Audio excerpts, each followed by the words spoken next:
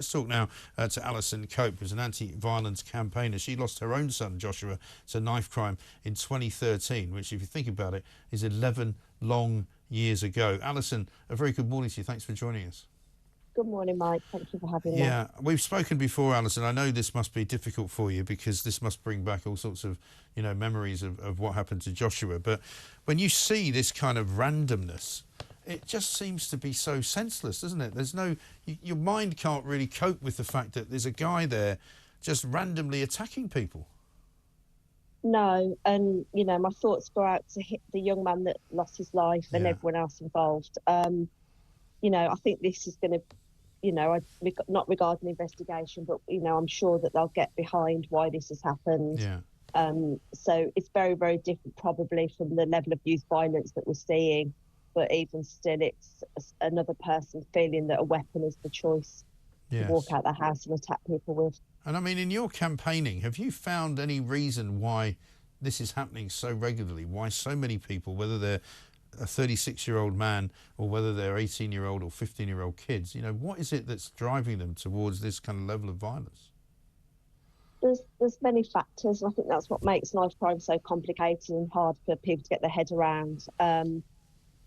We've got a culture within young people that it's acceptable to talk in a certain way, act in a certain way. Carrying certain weapons gives that bravado and that self-esteem that they might not be getting elsewhere.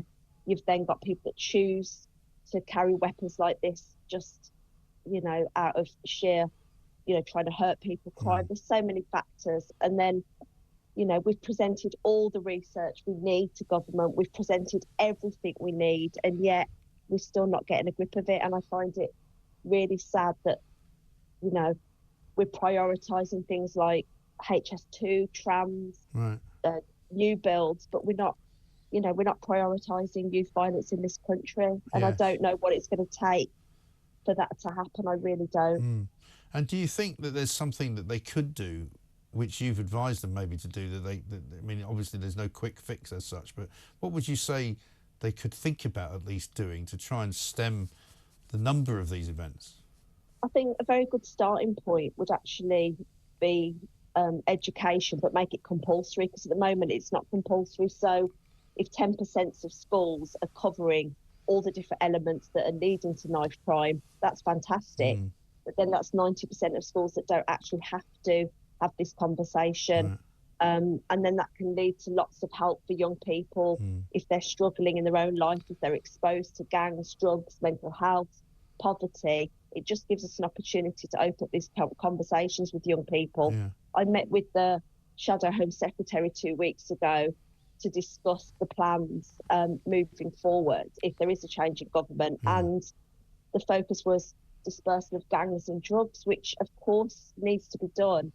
But what about the arguments from social media that have led to murder, the pre-arranged fights that have led to murder, girls setting up young men have led to murder? So I think we're still missing the point. I just hope whatever happens in the next few months brings the right people around the table that start to make a real change. And would stop and search make a difference, do you think?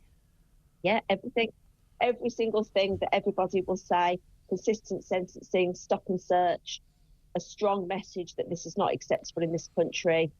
We're just broken, we're inconsistent, so everything's needed. When a stabbing happens, there's a huge police presence, but we've already got a 14-year-old dead. Let's have more police presence in the first place, and then people might think twice before leaving their house with a weapon. Yeah, I think so. Good to talk to you. Thank you very much indeed. Alison Cope, anti-violence campaigner who lost her own son, Joshua, 11 years ago. And you do wonder how many more children are going to have to die before somebody does something.